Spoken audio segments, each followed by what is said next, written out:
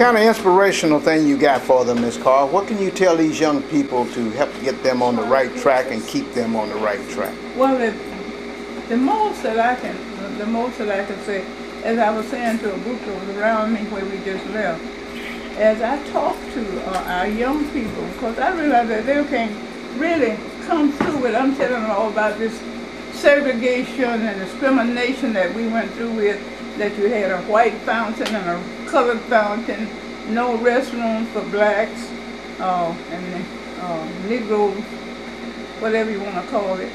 Because we maybe had 3 or 4 names, you know, about that. But people ask me, say, how did you all endure these discriminations against your people? And the only answer that I have that I could intelligently tell them, and the fact is that they said that it was a law. And we tried to be law-abiding citizens. And that is one of the reasons why we endure it. That park, where you see that fencing and thing across the street out there in front of my house, I've been living here over about 70 years. And when my children was growing up here, they couldn't go out in that park and play. Right in front of my door, and they could not go out in that park and play and enjoy the animals and things that was out there. And once during their lifetime, the city decided to empty all of their horse lots and things and brought it and piled it out there in that park. It created flies and an odor that it was awful. You'd get 3 or 4 blocks up the street and you start saying, what's dead around here?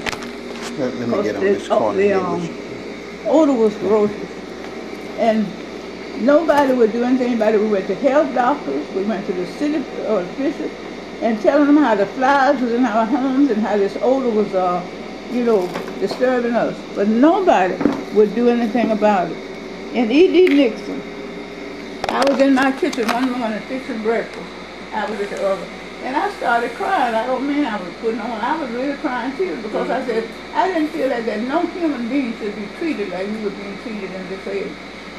And I laid it down and came to the phone and called Mr. Nixon and told him what was going on. So he told me this. He said, Ms. Carr, he said, just sue the city. I said, but Mr. Nixon, we don't have no lawyers. We don't have no judges.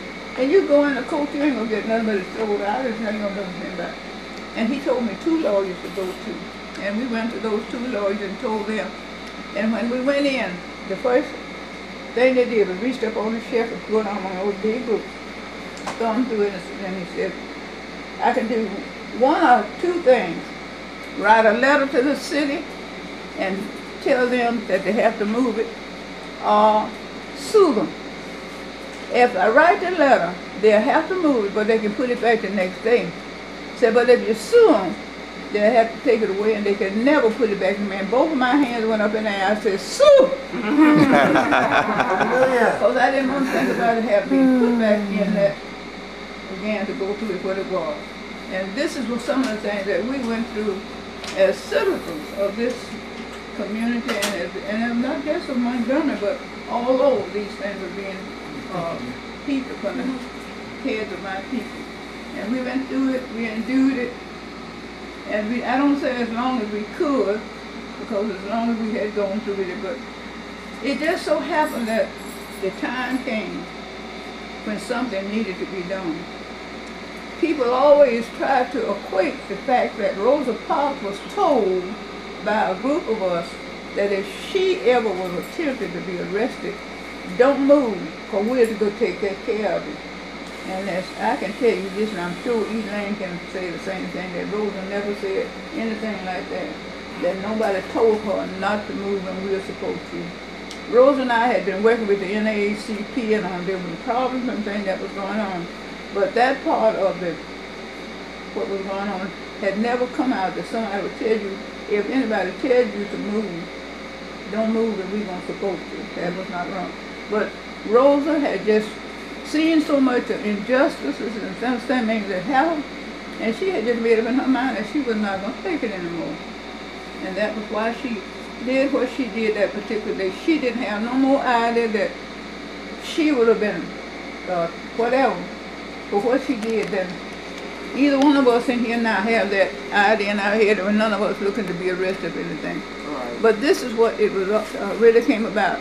And when she was arrested for the fact that she had served as secretary to the NAACP, I had served as secretary, both of us had served as youth councils for the youth at that particular time.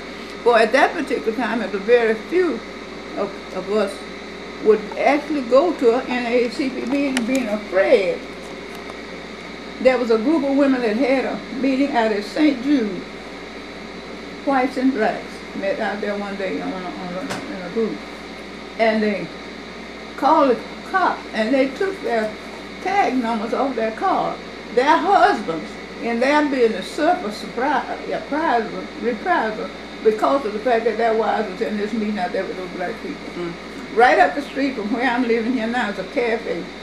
A group was in there having lunch one day, and they arrested them. Said they arrested them because they were disturbing the peace, because they was in there eating dinner together, because it was white and black together. So we suffered a lot of things, and people can't, I just don't see that. That don't look real, but it happened.